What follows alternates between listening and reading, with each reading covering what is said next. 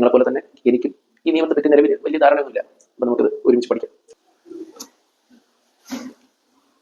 Hello, അറിഞ്ഞാണല്ലോ നമ്മുടെ രാജ്യത്ത് പുതിയ ഇൻകം ടാക്സ് നിയമം ഈ വർഷം മുതൽ നിലവിൽ വരികയാണ്. അതെ, ഇൻകം ടാക്സ് ആക്ട് 2025 ഈ ഏപ്രിൽ 1-ാം തീയതി മുതൽ നമ്മുടെ രാജ്യത്ത് നടപ്പിലാവാൻ പോവാണ്. നിലവിൽ നമ്മുടെ രാജ്യത്തുണ്ടായിരുന്നത് ഇൻകം ടാക്സ് ആക്ട് 1961 ആണ്. അതിനെ അപ്പാടെ റീപ്ലേസ് ചെയ്തുകൊണ്ടാണ് പുതിയ നിയമം വരുന്നത്. സോ ഇനി മുതൽ നമുക്ക് പഠിപ്പിക്കേണ്ടതും പ്രാക്ടീസ് ചെയ്യേണ്ടതുമെല്ലാം പുതിയ നിയമത്തിലായിരിക്കും. അപ്പം നിങ്ങളെപ്പോലെ തന്നെ എനിക്കും ഈ നിയമത്തെ പറ്റി നിലവിൽ വലിയ ധാരണയൊന്നുമില്ല. അപ്പം നമുക്കിത് ഒരുമിച്ച് പഠിക്കാം. പുതിയ നിയമത്തിൻ്റെ കുറച്ച് പ്രത്യേകത നമുക്കൊന്ന് ഒരു ഔട്ട്ലൈൻ മൊത്തത്തിൽ നോക്കിയപ്പോൾ മനസ്സിലായത്, പുതിയ നിയമം പുതിയ കാലഘട്ടത്തിനനുസരിച്ചാണ് ഡ്രാഫ്റ്റ് ചെയ്തിരിക്കുന്നത്. അതായത് പഴയ നിയമത്തെ അപേക്ഷിച്ച് നോക്കുമ്പോൾ ഒരു സാധാരണക്കാരന് എപ്പോഴെങ്കിലും ഒരു നിയമം വായിച്ച് നോക്കേണ്ട ഒരു അവസ്ഥ ഉണ്ടായാലും അവന് പെട്ടെന്ന് മനസ്സിലാവുന്ന തരത്തിലാണ് അതിൻ്റെ പ്രസന്റേഷൻ. ഒരു ഉദാഹരണം പറയാം. അതായത് ഒരു അധ്യാപകൻ എന്ന നിലയിൽ ഞാൻ ഒരുപാട് നേരിട്ടിട്ടുള്ള ഒരു ചോദ്യമാണ്.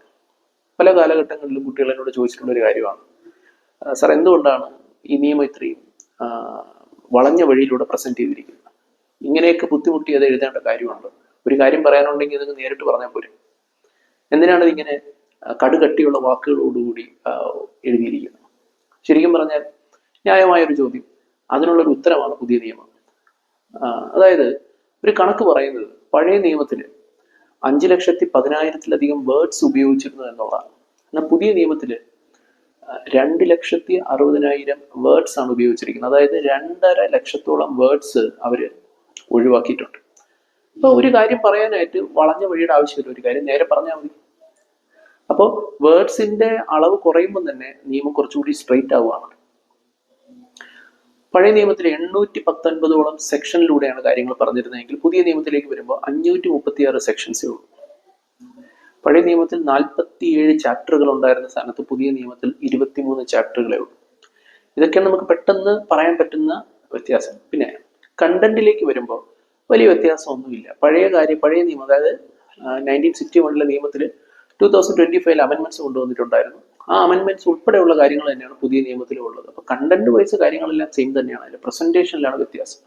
എന്നാലും ചെറിയ വ്യത്യാസങ്ങളുണ്ട്. സോ പഴയ നിയമത്തിൽ നമ്മൾ ഉപയോഗിച്ചിരുന്ന സെക്ഷന്റെ സ്ഥാനത്ത് പുതിയ നിയമത്തിൽ ഏതൊക്കെയാണ് സെക്ഷൻസ്, ഇനി അതിലെന്തെങ്കിലും മാറ്റങ്ങളുണ്ടോ, ഇത് ഓരോന്നോരോന്നായിട്ട് നമുക്ക് വരുന്ന വീഡിയോകളിൽ നമുക്ക് ഓരോന്നോരോന്നായിട്ട് പഠിച്ച് മുന്നോട്ട് പോകാം.